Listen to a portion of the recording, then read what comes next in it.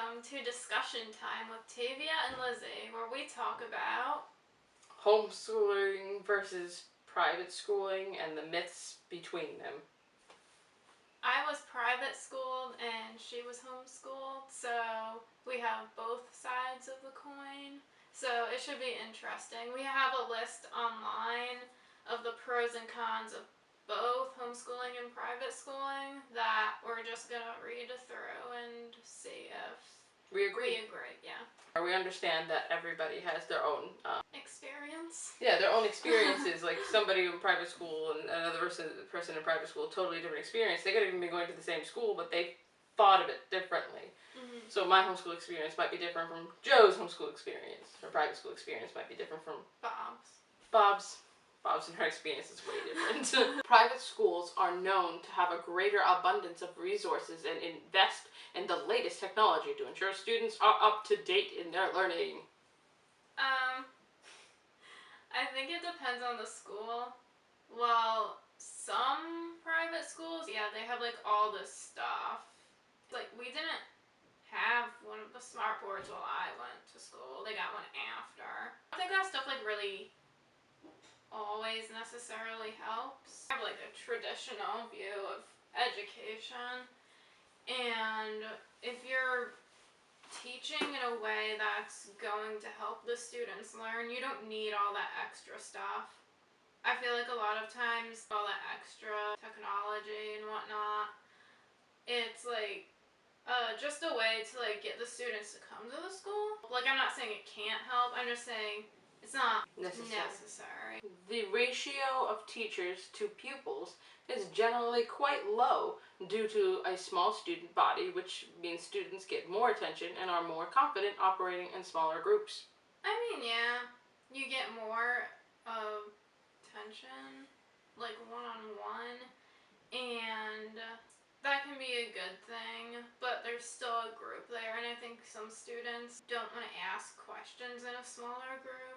I found it easier to ask a question when I was in college when there was like 100 students in the class, as opposed to like these 11 people that I was with all day, every day. Because there's more of this fear of like being judged when you don't know something, when it's such a close-knit group, as when there's like 100 people in the class and you aren't gonna see those people.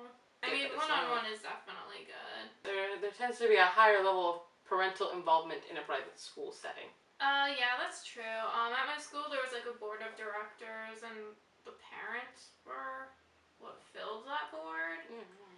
And I think that helped because the way the school is run, it's gonna be from the person who's paying for it, like their point of view, rather than the school dictating everything that's gonna be done, and they might not have a worldview or standards that other people have, so you have to Well, that kind of leads into this one. Students in private schools tend to come from similar backgrounds based on grounds such as education or religion, which can prevent students from being exposed to different cultures and experiences. Well, that's not true.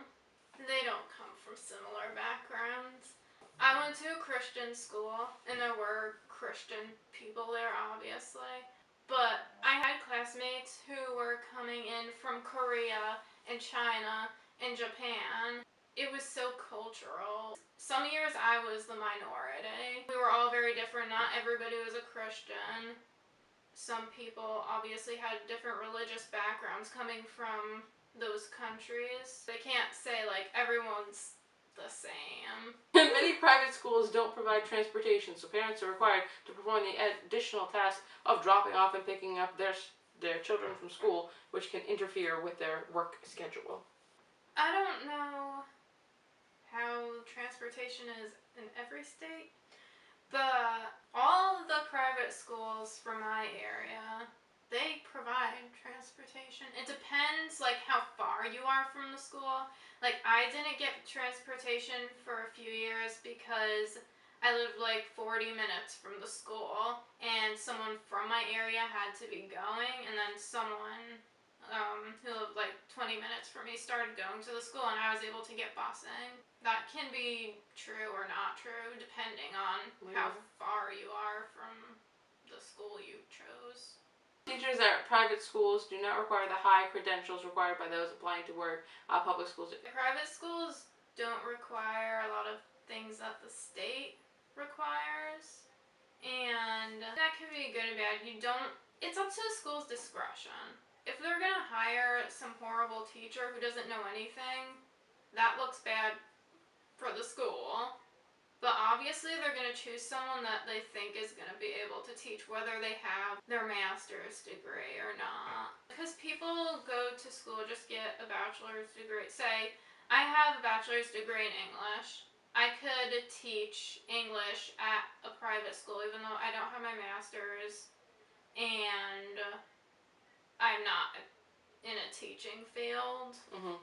They would probably hire me. But they would have to base that decision on whether I can teach, which obviously they're going to evaluate that. Yeah, this is an evaluation. So it's about the school's discretion and whether they're smart in hiring this person or that person. Somebody can come in with a doctorate and they be could crazy be smart and be an awful not teacher. able to teach, and I've experienced that in my life before. It's up to the school. Oh, it's because my jacket's over it.